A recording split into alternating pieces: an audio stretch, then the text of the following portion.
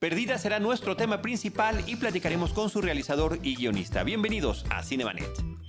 El cine se ve, pero también se escucha. Cinemanet. Con Charlie del Río, Enrique Figueroa y Diana Su. Cine, cine y más cine. Bienvenidos. Cinemanet. @Cinemanet en Twitter, facebook.com/Cinemanet, Cinemanet1 en Instagram y Cinemanet1 en YouTube son nuestras redes sociales. Yo soy Charlie del Río, les doy la más cordial bienvenida desde Disruptiva a nombre de Paulina Villavicencio, de Uriel Valdés, de todo el equipo Cinemanet. Saludo a Diana Su, ¿cómo estás? Muy bien, Charlie, muy emocionada porque hoy tenemos una conversación muy especial sobre Perdida. Así es, exactamente. ¿Cómo estás, Enrique? Mi estimado Charlie, Diana, familia de Cinemanet, gente que nos escucha de Cinemanet. Muy bien, como siempre, muy contento de estar en un episodio más. Pues le damos la más cordial bienvenida a Jorge Michel Grau. Bienvenido de nueva cuenta a los micrófonos de Cinemanet en el episodio 783, disponible en Spotify, en iTunes, en iVoox y en todas esas plataformas Player de podcast. FM y demás. Ahí está la charla donde platicamos sobre 7-19 del 22 de septiembre del 2016. Jorge, bienvenido y gracias por acompañarnos. Muchísimas nuevamente. gracias por la invitación. Es un placer estar aquí y platicar con ustedes. Gracias. Y le damos la cordial bienvenida por primera ocasión a Antón Goenechea. Él es guionista de esta película que se llama Perdida. Bienvenido y muchas gracias. Muchas gracias por tenerme. Pues la primera pregunta que hacemos a nuestros realizadores que nos acompañan es, ya vimos la película los tres, pero que nos dijeran para nuestro público muy brevemente, y aquí es fundamental el asunto de no echar spoilers, porque yo disfruté muchísimo las sorpresas que nos trae la película. ¿De qué trata Perdida? Bueno, Perdida es la historia de un matrimonio conformado por una arquitecta colombiana y un director de orquesta mexicano que residen en Colombia, tienen su vida allá, y tras recibir la invitación de la Filarmónica de la Ciudad de México para que el director, que se llama Eric Íñiguez, venga a dirigir una pieza, deciden ponerle una pausa a su vida en Colombia y venir a realizar ese proyecto. Ya estando en México empiezan a suceder una serie de eventos que terminan con la desaparición de la esposa, y ahí empieza la intriga y el gran misterio de la película, que es ¿dónde está la esposa? Tenemos que comentar que esta película es un remake de una película colombiana. A mí no me gusta nunca usar la palabra innecesario. Si un remake es innecesario o innecesario, ¿quién es alguien para decir si lo vale o no por ese lado, ¿no? Quiero saber ¿qué fue lo que te llamó a ti la atención de esta historia y por qué la consideraste para dirigirla? Lo que más me gustaba era que era un thriller, ¿no? Lo habíamos platicado mucho, lo hemos estado platicando en esta semana de promoción, pero la cartelera nacional está tomada por la comedia romántica. Y cuando Dynamo me invita, ¿no? y tiene interés en que yo participe y colabore en este proyecto, ellos tenían una clara pretensión comercial. Entonces me llamó mucho la atención el riesgo, ¿no? de jugar con una película thriller, un género que casi no se visita en México, y con la posibilidad de que fuera completamente comercial. Eso fue lo primero. Lo segundo es que, bueno, la anécdota es increíble, es muy sorpresiva, las vueltas de tuerca son geniales, pero intuí pues que había mucha posibilidad de trabajar con los personajes, hacer los personajes más profundos, más oscuros, más contradictorios, que es un poco el ejercicio narrativo que a mí me gusta, ¿no? Poner en evidencia estos personajes muy complejos en situaciones extraordinarias. Desde luego que es muy divertido hablar de cine. Aquí Charlie, Diana, yo lo hacemos siempre, pero es más divertido hacer cine. Y se ve en tu filmografía, Jorge. Tus películas son distintas y justamente has buscado ese elemento, y en Perdida nos encontramos con esta película que pues habla con ese cine, por ejemplo, de Hitchcock, ¿no? Que está muy presente, pero cuéntanos un poquito cuáles fueron tus referencias, además de, porque sí, se pueden ver por ahí las imágenes de la película colombiana, pero se nota tu sello en esta versión tuya.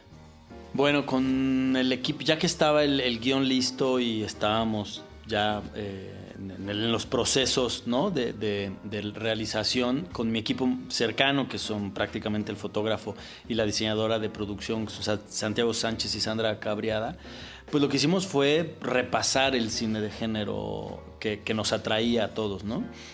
Vimos muchísimo cine de Brian De Palma, muchísimo cine de Polanski, muchísimo cine de Hitchcock.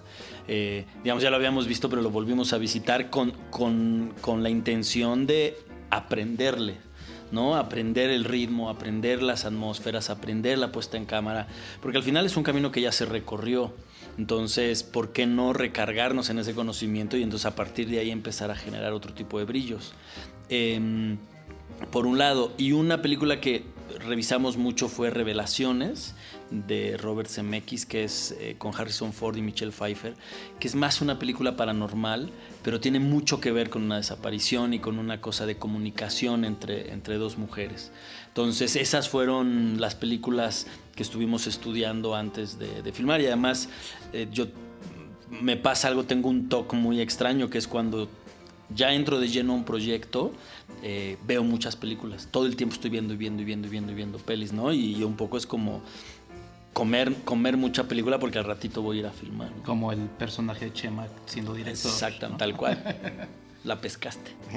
Esa de Revelaciones, si no me equivoco, el final es muy impactante. Lo tengo gráficamente de Harrison en el garage, ¿no? Donde tiene sus herramientas. Sí. Me gustaría que Anton nos platicara sobre el trabajo de hacer esta adaptación de La cara oculta y qué es lo que sientes tú que terminas aportando para esta nueva versión. Pues a mí me llegó el encargo de Dynamo. Yo ya había trabajado con Dynamo en varios proyectos y me encargaron adaptar esta película que era como la película más exitosa de la productora. Ya la habían adaptado en otros sitios, creo que hay una versión turca incluso de la película. Entonces un poco la idea era mexicanizarla. Yo llevaba mucho tiempo trabajando en México, obviamente no soy mexicano, pero me siento mexicano. Y el proceso era un poco encontrar las cosas a las que no habían podido llegar en la versión original, porque la versión original es una película que a mí me gusta mucho, que funciona muy bien, pero que se creó en la sala de montaje, porque hubo varios problemas en el proceso de adaptación y luego encontraron cosas que pudieron arreglar, o sea, que pudieron crear en la sala de montaje. Entonces un poco la primera versión, lo que yo tenía que hacer era descubrir esas cosas que se podían reforzar y luego adaptarlo a México, hacerlo verosímil para el contexto mexicano. Entonces encontrar, a mí me gusta mucho la historia de México, me gusta mucho leer sobre eso, entonces tenía que proponerles un poco cómo iban a ser los nuevos personajes y cuál era la nueva identidad de la película. Entonces escribí una versión y luego cuando Jorge entró en el proyecto, pues pudimos trabajar juntos y la película creció mucho. Entonces básicamente fue el proceso de adaptación. La película toca el tema de la claustrofobia, de cautiverio, de miedos, de miedo al abandono, diferentes tipos de miedos. ¿Cómo es estos conceptos para cada quien significan algo diferente a partir de las experiencias que hemos vivido? ¿Cómo se refleja eso en un guión y cómo se refleja eso en una dirección? Digo, no son actores, no les voy a preguntar por la parte actoral, pero sí trabajan con actores. Entonces, ¿cómo conversan estas palabras en estos diferentes trabajos y al mismo tiempo son diferentes, ¿no? Para cada quien. Pues la composición del personaje es fundamental. Pues el punto de vista del personaje, o sea, qué es lo que a ellos les provoca y cuál es su función narrativa dentro de la estructura de la película. O sea, a nivel técnico tú creas personajes que tienen una función y tienes que identificar al protagonista, y en este caso es una película que está hecha como en bloques y cada bloque tiene un protagonista distinto. Entonces eso también te permite explorar todos estos temas de una forma mucho más interesante. Efectivamente todos están atrapados en sus relaciones, en básicamente las dinámicas familiares, pero para mí siempre no tenemos que olvidar que la historia de una película no es tan importante como las emociones que te acaban transmitiendo. O sea, ¿qué es lo que te vas a quedar con la película? Y los actores son los que necesitan las herramientas para hacer eso. Sí, yo en mi caso, nada más para hablar de la claustrofobia, es que yo soy claustrofóbico, ¿no? El otro día tuve una entrevista en el piso 15. Sí. No, hace unos días tuve una entrevista en el piso 15 y me subí caminando las escaleras, pues, ¿no? O sea, sí me cuesta trabajo el encierro, y hay cosas que suceden en el cuerpo en la situación de encierro. No solamente es una cosa de ansiedad y eso, ¿no? Son sudoraciones, se agudiza, por ejemplo, a mí me pasa que se me agudiza el sentido del oído. Entonces empiezo a oír todo lo que sucede y es una situación de alerta. Entonces, en ese sentido, esa es la manera en que yo trabajé con los actores. Yo les brindaba este tipo de atención, ¿no? O sea, les pedía que fueran muy atentos y que estuvieran alertas a su cuerpo y a lo que estaba sucediendo en las situaciones de encierro, y no nada más el físico, sino como bien dice Antón, pues ellos están atrapados, cada uno de ellos, ¿no? Van a enfrentar un dilema moral. Toman cada uno de ellos una decisión y a partir de ahí viene su propio encierro. Entonces era jugar también con situaciones muy, muy personales. Está, sí, el asunto del encierro, pero también hay muchos espacios abiertos, ¿no? Y aprovechando la presencia de Antón y de Jorge, ¿cómo se manejó eso a nivel guión y después visualmente? Por ejemplo, hay una escena en donde el personaje de Chema de Tavira viaja a su casa que está en el Desierto de los Leones y pues uno piensa en El Resplandor, ¿no? Por ejemplo, y es una casa igual grande. Está también la sala Nezahualcóyotl, que es el mejor espacio para escuchar música. ¿Cómo manejaron esto? Primero a nivel guión y después a nivel visual. Pues sí, o sea, uno de los primeros retos era encontrar un lugar en la Ciudad de México que de alguna forma estuviera aislado y a la vez estuviera en la ciudad. Y que fuera verosímil. La versión original es un espacio que no está muy definido, pero Bogotá es una ciudad que está entre montañas y tal, y entonces es muy fácil salirse de la ciudad y de pronto estar en mitad de la nada. Aquí esta ciudad es infinita. Entonces, ¿cómo encontramos un espacio en el que los personajes se pudieran sentir aislados? El estar aislado en un espacio grande es mucho más... o sea, uno se siente mucho más solo en un espacio grande que en un espacio pequeño. Entonces, una sala... Siento que la decisión original de que este señor fuera un conductor de orquesta, un señor que se levanta delante de... que le da la espalda al público y encara a un montón de gente que nunca está en contacto... En el mismo contacto, en el mismo espacio que el resto de la gente en la sala, también transmite un poco eso. Y este personaje también es un tipo que se encierra todo el tiempo con sus audífonos, o sea, un poco tiene la tendencia a aislarse. Entonces, a mí siempre me da la impresión de que los espacios grandes te ayudan a ver a alguien visualmente mucho más aislado que un espacio pequeño. Y por eso la casa también era tan importante. El proceso de buscar la casa, que es algo que de lo que hablábamos mucho cuando estábamos adaptando el guión, o sea, que era una casa en México que representara una visión como esta. Para mí la casa es un personaje protagónico, ¿no? La casa es la jaula de oro, es el encierro físico de ellos. Todo el mundo envidiaría vivir en una casa así, ¿no? Ves la casa y es hermosa, es divina, pero es la trampa donde están los tres personajes encerrados en su propia circunstancia. Eso por un lado. Por otro lado, me obsesioné con que la película fuera narrada a través de reflejos, a través de espejos, ¿no? O sea, en toda la casa hay espejos, todo Vidrios, el tiempo, agua, ¿no? vidrio, a través del vidrio, del agua, de mármol, la tapa del piano siempre tiene el reflejo de uno de los personajes. Entonces, buscamos una casa que nos ofreciera ese abanico de posibilidades. Y por último, esta casa con grandes ventanales era porque yo los quería observar desde fuera, porque tenía ganas de poner al público como un espía de este mundo envidiable, de gente sofisticada, elegante, ¿no? Guapa, exitosa, pero que si los miras bien tienen un lado terriblemente oscuro.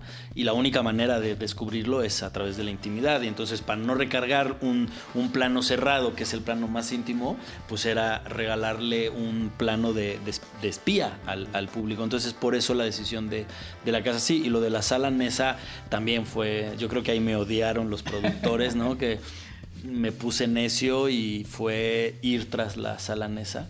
Es la primera vez que se filma dentro de la sala Nesa una película, lo cual a mí me llena completamente de orgullo. Y y interpreta toda la música la orquesta Eduardo Mata, que es la juvenil de la UFUNAM, y toda la música que ustedes escuchan está dirigida por Chema y interpretada por la orquesta, incluida grandes partes del score. Sí, no, bueno, es que me quedé pensando en este primer elemento de la casa porque también es parte de uno de los personajes, ¿no? Que es ver esta vida, esta forma de vida. Yo no pude evitar, y esto fue inconsciente, Jorge, descubrir muchos paralelismos entre 7-19 y esta película, aunque aparentemente no los tendrían. Por una parte, lo que significa el espacio donde están los personajes, ¿no? Ya sea claustrofóbico, como en 7-19, lo que queda de un derrumbe de una casa, o de un edificio, como esta casa. La casa y el edificio vivos, ¿no? Con los sonidos, el trabajo sonoro es muy importante y el musical también, para poder lograr esto. Y también el tema de que tuviera que haber comunicación a través de ciertos sonidos. Y por supuesto el manejo de los espacios, que ahí sí ya termina siendo diferente, pero también de alguna forma está el tema claustrofóbico que ya mencionamos hace un momento. Sí, es como un tema obsesivo la claustrofobia y un tema obsesivo la musicalidad de la comunicación. En 7-19 no hay una sola nota musical y sin embargo es muy musical porque el edificio todo el tiempo está sonando, ¿no? Los rechinidos, la piedra que cae, todo. Y acá pues le dieron al mole, ¿no? O sea, cuando leí que íbamos a hacer una historia sobre un director de orquesta, yo ya estaba pensando en qué piezas, ¿no? Hacer, yo ya dije, quiero a Dvorak, quiero, ¿sabes? O sea, ya estaba obsesionado en esas piezas musicales, pero lo más importante era la claustrofobia, ¿no? Este encierro. ¿Cómo están ustedes ahorita viviendo y disfrutando y sufriendo el estreno de Perdida desde que, o sea, todo lo que han pasado, los altibajos que ha habido, ahorita que está llegando a cines? ¿Duermen? ¿No duermen? Me interesa como mucho la parte personal de lo que pasa en sus cabezas con el estreno de una película. Yo, pues, la verdad, o sea, yo creo que esta es la cuarta película de estreno en México. Estoy muy seguro de esta peli. Me gusta mucho, la he visto varias veces. No fue muy bien en Morelia. A la gente le gusta. Entonces, como lo estoy llevando con mucha calma y mucha seguridad en mí mismo, en que esto va a funcionar y va a ser una peli que quizá abra la posibilidad de hacer más género en México. O sea, que igual es muy optimista y muy ambicioso, pero estoy durmiendo muy bien. Estoy muy contento con la peli. Si la peli no me gustara, creo que dormiría peor, la verdad. Yo duermo como bebé. Me levanto cada 3 horas llorando, cabrón. Okay. No, yo sí estoy muy nervioso, pues, ¿no? O sea, mi naturaleza pesimista me gana. Es un estreno muy grande. Son 1,300 salas. 1,300 copias, 850 salas en el país. Vamos a todo el país.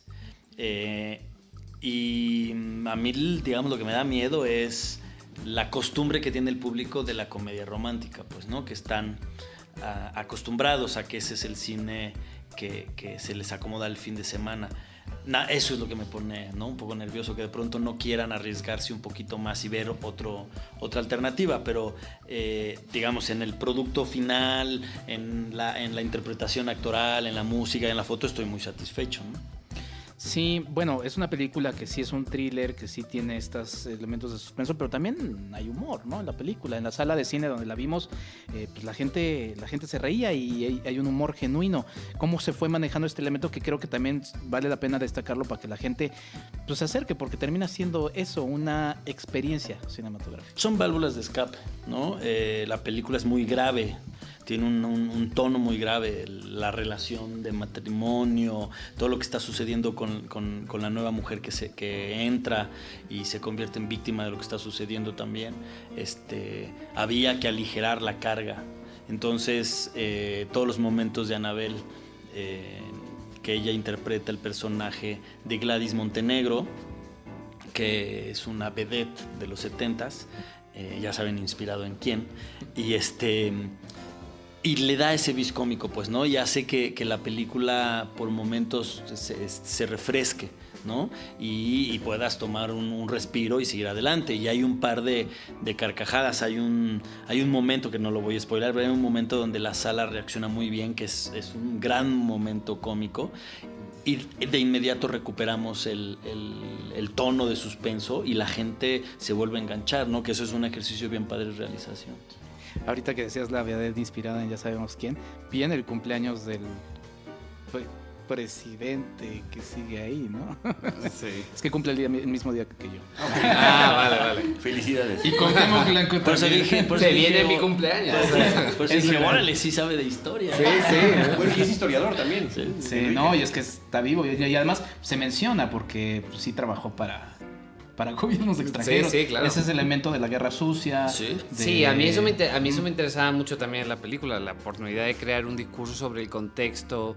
En la película original eran nazis, y eso puede tener que ver con la historia de Colombia y demás, pero a mí me parecía que era importante conectar la película con la historia real de México y con esta idea que hay sobre el poder en México. Es una casa muy grande, es una casa antigua. ¿Quién podría tener un espacio así en esa época y demás? Entonces, la idea de crear ese personaje que es un fantasma también me parecía muy interesante. Y luego creo que Jorge encontró metáforas muy interesantes cuando filmaba, o sea, en el proceso de producción para que tengan mucho que ver con eso. Pero también me consta que es un tema que le interesa mucho a Jorge.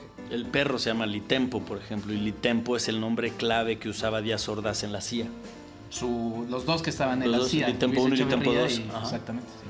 Pues sí, ahí están esos elementos que de alguna forma integras tú en tus películas, normalmente en mayor o menor grado, pero sí hay una crítica sobre nuestra historia, sobre nuestra sociedad, sobre niveles y clases sociales, ¿no?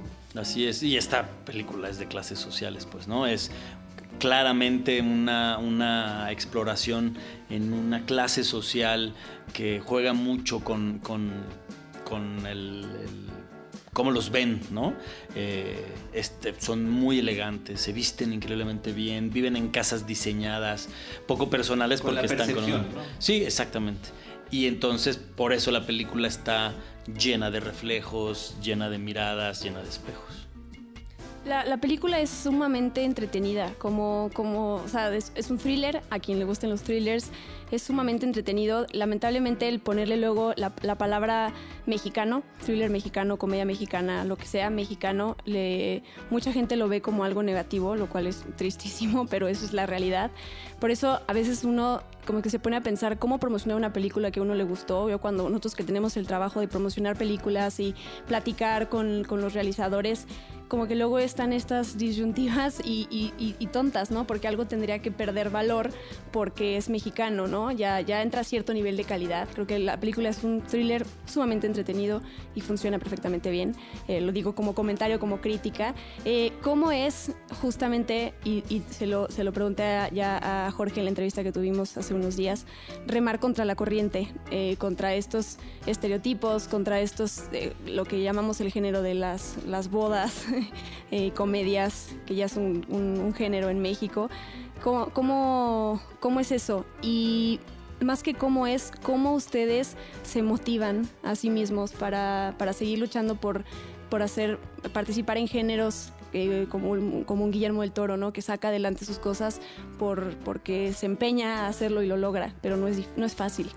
Hay algo curioso, y es que a los productores les gusta mucho el thriller y les gusta mucho el género, los que luego hacen películas de bodas.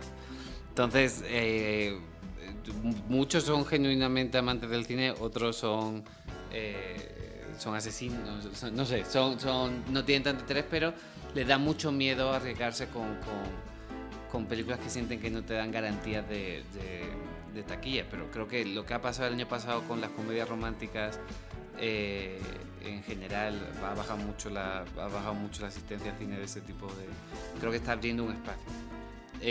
¿Cómo se afronta? Pues hay que encontrar a los colaboradores correctos y picharles las películas de la forma correcta. Parte del trabajo, siento, por lo menos del trabajo como guionista, yo principalmente trabajo haciendo encargos y demás, pero cuando voy a pichar también tienes que aprender a contar las historias y a contarles las historias a esa gente en los términos, a los productores, a los productores en los términos correctos. Siento que en el caso de Perdida es una película accesible. Es una película muy balanceada, que tiene humor, tiene tensión, tiene un montaje interesante, y le compite del tú a tú con thrillers americanos y demás. Sí, o sea, siempre va a haber un prejuicio porque nos cuesta mucho creer, sobre todo en las industrias pequeñas, que esas cosas pueden pasar en el sitio del que venimos. Pero me da la impresión de que sí es una película muy accesible y que la gente que vaya a verla se va a entretener genuinamente. No es una película sesuda, no es una película en la que va a haber partes en las que vas a estar mirando el teléfono y tal, vas a estar siempre enganchado a la película. Y tiene momentos de humor, tiene momentos de tensión, es una película muy bien balanceada. Entonces, pues creo que si este es el ejemplo, este es el ejemplo que tiene que seguir, y en cuanto a una le vaya bien, va a cambiar el panorama. Ojalá que sea esta. Es una película que también se puede ver por varias capas, como buen cinéfilo, pues las vas metiendo, Jorge. Por ejemplo, musicalmente está Schubert, está Debussy, en el arte está Caravaggio, está Diego Velázquez, y también hay música popular contemporánea, ¿no? Por ejemplo, el primer personaje que baila, femenino, hasta la que cierra. Cuéntanos un poquito de la selección de estos elementos. Bueno, cuando te digo, leí el guión, inmediatamente pensé en esas piezas, ¿no? Eran como unas piezas de música clásica que a mí me gustan mucho, y tenía el pretexto ideal para ponerlas en escena. Pero y luego, a la hora de construir a los personajes, tratábamos de encontrarles como rasgo de personalidad, pues qué tipo de música oyen. Entonces, por ejemplo, cuando aparece Fabiana, siempre hay música como más latinosa, medio reggaetón, trip hop o hip hop atrás de ella, ¿no? Y ella baila una canción colombiana, como de reggaetón. Carolina, la esposa, que es un poco más sofisticada, más altiva, escucha Soda Stereo, que es una canción argentina de una banda, ¿no? Como muy completamente emblemática, pero que tiene esta cosa como de elegancia, ¿no? Es el rock elegante. Y él está obsesionado con las piezas complejísimas de interpretación, y por eso escogimos estas, ¿no? Borjak, para empezar, que es una pieza dificilísima de interpretar. Y el trabajo con Enrico Chapela, además de que somos amigos desde hace muchos años porque estudiamos juntos, se me hace uno de los mejores compositores de música contemporánea hoy en día en México, y tiene unas piezas muy complejas en composición. Entonces me pareció que por ahí era el camino, y por eso el personaje estaba sufriendo en montar la pieza, porque le estaba costando mucho trabajo porque era una pieza difícil. Por el otro lado, todo el ejercicio estético, digamos, de los cuadros y todo, cuando se fijen, cuando vean la peli, se van a dar cuenta que hay muchos cuadros de hombres barbudos. Uh-huh. Y eso tiene que ver porque el guión me recuerda mucho, o nos recordaba mucho al fotógrafo y a mí, el cuento de Barba Azul, que es la historia de este hombre rico que se casa y le ofrece toda su riqueza a su esposa y le dice: todo esto es tuyo, con la única condición de que no entres a ese cuarto. Y cuando la chica entra al cuarto y de ver el secreto del esposo, se da cuenta que el esposo asesinaba a todas sus exmujeres, ¿no? Y ahí encuentra los cadáveres. Entonces, cada que hay una situación donde va a empezar la tensión y donde va a empezar el suspenso, aparece un barbudo. Eso por un lado. Entonces empezamos a buscar obras de barbudos, Víctor Bastenov, y por ahí hay más piezas montadas, y todas las piezas de Caravaggio y de Velázquez pues son piezas muy obscuras que hablan de traición, que hablan de los elementos básicos de la película, ¿no? Entonces por eso nos fuimos por ahí. Jorge, en ocasiones previas nos has platicado sobre tu forma de filmar y cómo en cada filme, en cada película, creas un decálogo de ciertas reglas que debes de respetar, y si hay duda te remites a él, ¿no? En 719, por ejemplo, dices: no vamos a romper las paredes que hay en este espacio, vamos a tener que ceñirnos a eso, ¿no? O inclusive que los actores que no estaban a cuadros, incluidos Octavio, por ejemplo, tenían que estar en posiciones incómodas durante cierto tiempo para dar su voz y demás, como debiera de ser. ¿Cuáles fueron aquí algunas que nos puedas compartir para Perdida? La puesta en cámara tenía que ser muy sofisticada, ¿no? Cuadros bien balanceados, elegantes, que se movieran muy poco, ¿no? No quería movimientos bruscos, no quería cámaras a hombro, ¿no? Quería algo como cuadros. Quería evidenciar la casa, ¿no? O sea, que la casa fuera una presencia constante. Entonces, la casa tiene como muchas líneas rectas, columnas, escaleras, es una casa muy moderna. Y entonces, a partir de ahí, nuestra regla era que siempre tenía que existir dentro del plano líneas que cortaran el cuadro. Y siempre había líneas separando a los personajes, por ejemplo. Y por último, y el más importante, los reflejos. Carolina, que es la esposa, siempre tenía que estar acompañada por su propio reflejo. Y la mayoría de los planos tener un espejo presente por cierta importancia en la historia. Lo último que hicimos, bueno, el último diseño fue la geometría de la película, porque abre con un cuadro y es idéntico al cierre de la película, nada más que de día y en una situación distinta, pero es el mismo plano, el mismo movimiento de cámara. Arranca con un dolín a Chema de espalda y termina la película con un dolly out con Chema de espalda, ¿no? Casi se nos estaba olvidando hablar de los actores, de la elección de estos. Casi. Casi. ¿Por qué eran los actores perfectos para salir en esta película y cuál fue su dinámica y química cuando ya empezaron a rodar? Chema, porque tiene formación musical. Había estudiado, bueno, él estudió música, pero además había estudiado dirección orquestal, toca el piano, todas las piezas que escuchan en piano es él tocando, y sabe muchísimo de música clásica, entonces el diálogo era bien fácil con él. Es un tipo increíblemente disciplinado, es un tipo muy amable en el set con sus compañeros, ¿no? Muy preocupado por que las cosas avancen y funcionen, entonces fue un cómplice increíble. Luego abrimos un casting para buscar primero a Fabiana, antes de que la esposa estábamos buscando a Fabiana, y ahí llamamos a Paulina. Y así, estando en el casting viendo a Paulina, dije, pues, así aquí enfrente tengo a Carolina, pues, ¿no? Tengo al otro personaje. Entonces hablé con él y dije, oye, sé que no te mandamos estas escenas, pero mira, te doy 5 minutitos, léete esto y platiquemos. Y leyó el personaje, empezamos a hablar y después me hizo como todo un análisis sobre el personaje Carolina, de dónde venía y qué sentía, que era prácticamente como si lo hubiera leído con mis ojos, ¿no? Entonces ahí fue inmediato el clic. Es una actriz increíblemente valiente, arriesgada, ¿no? Nunca dice no, siempre está buscando cuál es el límite, cómo empujar la barrera y todo. Eso está bien padre, como encontrarte actores así. Y por último, Cristina, haciendo el casting para el mismo personaje. Ella no estaba en México, estaba en Los Ángeles, creo. Y nos mandó un video. Pero lo hizo como muy juguetona, como muy ligera, muy inocente. Y yo necesitaba eso, ¿no? Porque sabíamos que el matrimonio iba a empujar hacia un lado grave, pesado, una situación compleja, y necesitaba una mariposita que volara por ahí, ¿no? Y que pudiera distraer a este director. Y por eso la decisión por Cristina. Y los otros, el resto del elenco fue invitación directa, porque tenía ganas de trabajar con ellos, básicamente. Quizá es algo un tanto forzado, pero acabo de ver Vértigo, de las muchas veces que siempre veo Vértigo, y pensé en este collar, que también es la llave, ¿no? Elemento clave en la película y que tiene un peso, pues, fantasmal ahí también. Ya hablamos de la música, del edificio, de los espacios, pero también están estos objetos con un peso, ¿no? Cuéntanos un poquito de ello.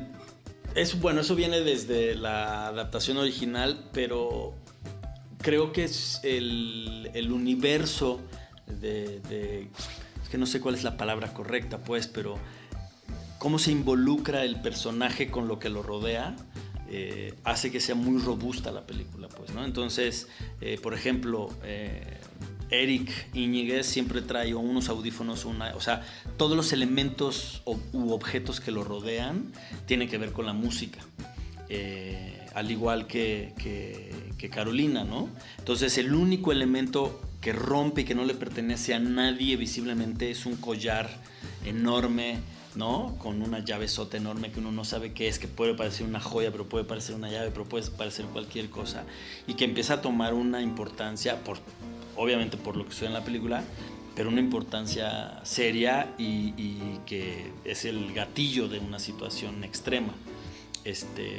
digamos, eso es como la mirada, ¿no?, que yo le pongo sobre los objetos. No sé si Antón tiene otra opinión. Un poco cuando encuentran la llave, para mí representa cómo ella ya ha mirado hasta la última esquina de la casa. Ya de alguna forma ha terminado de hacerse con el espacio que antes pertenecía a la esposa de Eric, o sea, a Carolina.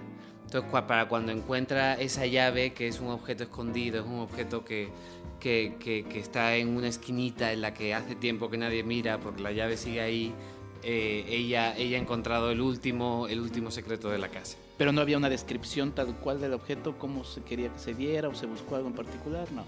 No, o sea, un poco en la mecánica de la película, que luego se entiende cómo llega el objeto ahí, estaba un poco implícito el hecho de que estaba oculto. Entonces ella poco a poco, cuando no está Eric, se va apoderando poco a poco de los espacios de la casa. Y de alguna forma el objetivo es desplazar a la esposa. Y para mí un poco la llave significada representaba también eso. Es como algo que pasa de mujer a mujer en la película, que carga un secreto al que ningún hombre tiene acceso. Y ese es el último secreto que encuentra ella. No, y además, por ejemplo, hay una secuencia donde ella está recién llegada a la casa y empieza a revisar, y empieza como a hurgar y encuentra un par de vestidos que nada más los ve así, y luego son los vestidos que ella empieza a usar. Entonces un poco la idea es que ella se empieza a apropiar de la identidad de la esposa, ¿no? Hay tantas cosas que comentar de la película, pero el riesgo es que el espectador pueda perder las sorpresas gratas que me parece que son importantísimas que tenga. Pero un tema nada más para comentar sobre el asunto de perspectivas. Es muy padre en ciertas películas ver situaciones que se repiten pero desde otro punto de vista, que te cambian por completo lo que tenías antes, ¿no? Sí, justo, ¿no? El ejercicio de perspectiva que es ese, ¿no? Que en la vida real tú puedes envidiar, ¿no? Uno diría, puta, ¿por qué no soy como, no sé, como el cantante de Depeche Mode? Yo me encantaría estar de gira, que me aplaudan millones de personas, y el tipo llega a la gira y se quiere suicidar, pues, ¿no? Y uno no ve ese tipo de cosas. Entonces es un punto de vista, es una perspectiva, y a partir de ahí era como el punto de arranque, ¿no? En realidad, si los observas bien, son igual que tú, tienen lados oscuros, son contradictorios, tienen demonios que no pueden controlar, y acá nos metemos hasta el fondo, ¿no? En esa mirada. Es un poco Rashomon, o sea, es un poco la idea de poder contar una historia varias veces y descubrir todos los matices que tienen. O sea, no sé, para los cinéfilos nos gusta ver las películas una y otra vez y descubrir todas esas capas que existen en la película, todos esos detalles. Y siento que un poco el experimento es poder ver la película una y otra vez y poder descubrir todos esos detalles que en un thriller lo hace mucho más interesante. Me llamó la atención una parte del marketing y de la promoción de la película, que fueron estos carteles con la palabra perdida y una foto que pues obviamente me remitieron a la situación que se vive en el país, que me llamó la atención, ¿no? Creo que yo sé distinguir que es una película, que es una historia, que están las historias reales y las historias de ficción. ¿Cómo fue para ustedes toda esta parte? Sé que hay otras personas involucradas en la toma de decisiones, pero promocionar la película así, y también justo esto que dice Charlie hay muchas películas que específicamente no se pueden revelar más detalles de la trama, por más que eso sea como un gancho para que alguien la vaya a ver, porque si no le matas la sorpresa a alguien. Sí, es muy, muy delicado, ¿no? Está como en la línea de la insensibilidad. La decisión corre totalmente a cargo de la estrategia de promoción, donde nosotros no estamos involucrados. Y la estrategia, por lo que estaba apostando, pues era eso, que voltearan a ver el suceso, el evento cinematográfico. Sé que causó polémica, sé que en ciertos sectores causó escorzor, pero bueno, digamos, la decisión de venta de la gente que sabe hacer eso, o que la gente que se dedica a hacer eso, fue esa. Por ejemplo, cuando seleccionamos el nombre, estaba en la lista de nombres la palabra desaparecida, y ahí sí nosotros hicimos como mucho hincapié en que ese nombre sí no. Aunque tiene todo el sentido, porque de eso se trata la película, pero también era cuidar, por lo menos en nuestra área, eso, ¿no? Pero bueno, es la decisión que se tomó y ahorita está haciendo que la gente voltee a ver la película, ¿no? Bueno, yo aprovechando que estamos hablando del tema, yo me encontré con el título con el que está Fuera de México, en inglés, y pues sí es un súper spoiler de la película. No lo voy a mencionar, es con B, ¿no? No lo digas, por favor. No voy a decir.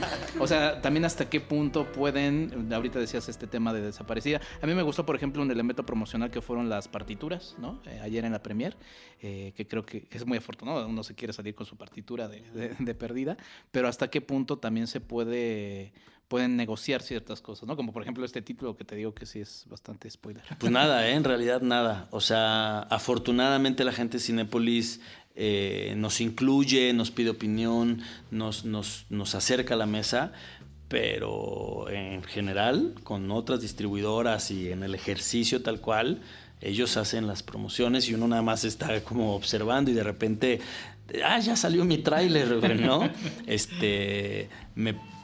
Por ejemplo, con 719 tuvimos mucho más presencia en el tráiler. Nosotros hicimos como un casting o una selección, nos presentaron 4 o 5 empresas opciones de tráiler y decidimos irnos con uno y trabajamos con ellos.